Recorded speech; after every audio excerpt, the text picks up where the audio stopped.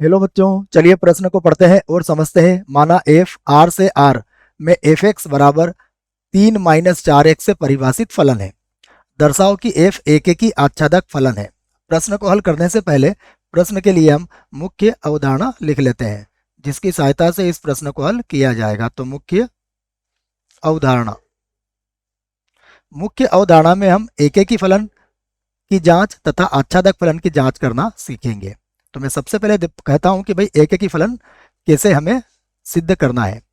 तो देखिए, एक की फलन के लिए जो सूत्र होता है वह होता है यदि यदि एफ ऑफ x1 बराबर एफ ऑफ x2 हो, तो इस स्थिति में x1 किसके बराबर होना चाहिए? x2 के बराबर होना चाहिए। तो फलन क्या हो जाता है? एक ही हो जाता है। उसके बाद यदि आपको आच्छादक की जांच करना है, तो आच्छादक की जांच में याद रखें आप कि f का परिसर, f का परिसर किसके बराबर होना चाहिए? f के सहप्रांत के। तो f का सहप्रांत, इस स्थिति में हमारा जो फलन होता है वो क्या हो जाता है? आच्छादक हो जाता है। तो ये दो बातें मैंने आपको यहाँ पर समझा दी है। इस सह प्रांत को मैं एक बार और लिख देता हूं और फिर हम प्रश्न को आरंभ करते हैं। अब देखिए, जो हमें फलन दिया है हम उसे लिख लेते हैं। फलन हमें दिया है एफ, जो आर से आर में परिभाषित है, अर्थात वास्तविक संख्या से वास्तविक संख्या में परिभाषित है। और हमें फलन दिया गया है एफ एक्स बराबर 3 और माइनस का 4x। अब यहां देखिए, ये जो आर होता है, यह आर इसे कहते हैं प्रांत, और यह आर क्या होता है? इसका सह प्रांत। यह बात आप याद रखें। अब सबसे पहले हम जांच करते हैं एक की। तो मैं लिख देता हूं एक की जांच। एक की जांच। देखिए, एक की जांच के लिए हम क्या करेंगे? सबसे पहले x1 x2 दो अवयव लेंगे। किसके? इसके प्रांत के।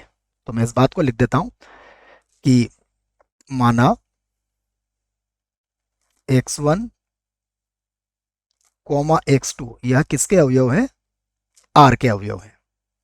ठीक है। अब देखिए, फिर हम यहां पर लिखेंगे पुनः माना एफ x1 किसके बराबर है? एफ x2 के बराबर है। हमने इसको मान लिया। अब एफ x1 का मान क्या होगा? एफ x1 का मान होगा 3 माइनस का 4x1, और एफ x2 का मान होगा 3 - 4x2। यहाँ देखिए, 3 से 3 तो कट जाएगा, तो 3 से 3 तो आप यहाँ काट दीजिए।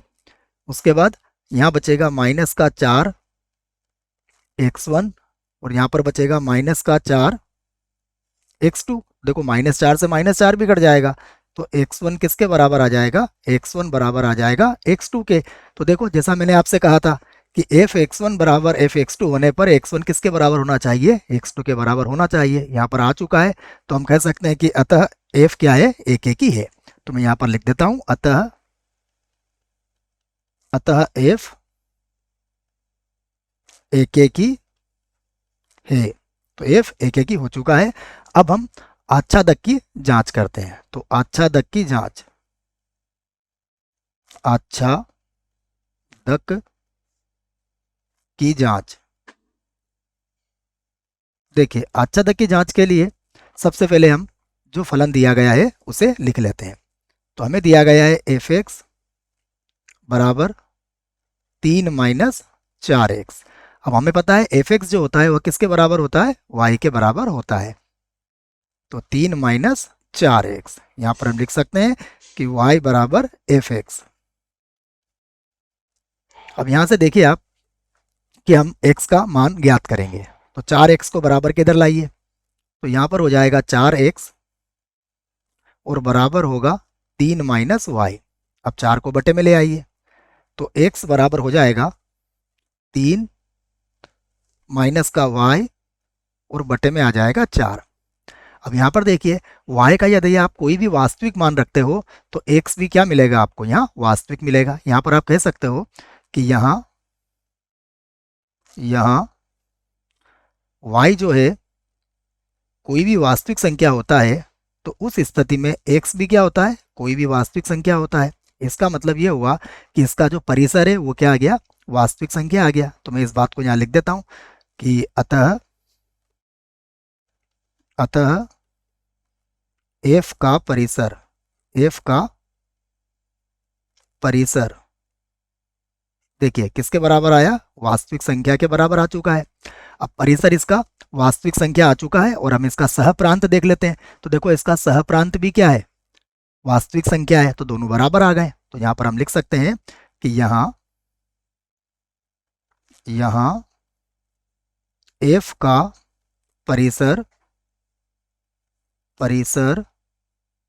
किसके बराबर है, f का सहप्रांत।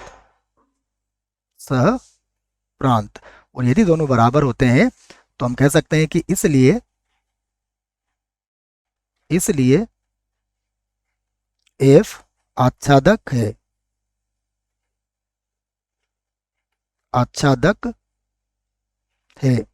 और चूंकि फलन एफएफी और आच्छादक दोनों है, इसलिए हम कहेंगे कि हमारा फलन क्या होगा, एक एक ही आच्छादक होगा। तो हम इस बात को भी यहां लिख देते हैं कि अतः एफ एक एक ही आच्छादक है। और यही हमें सिद्ध करना था। आशा करता हूं बच्चों आपको इस प्रश्न का उत्तर समझ में आया होगा। धन्यवाद।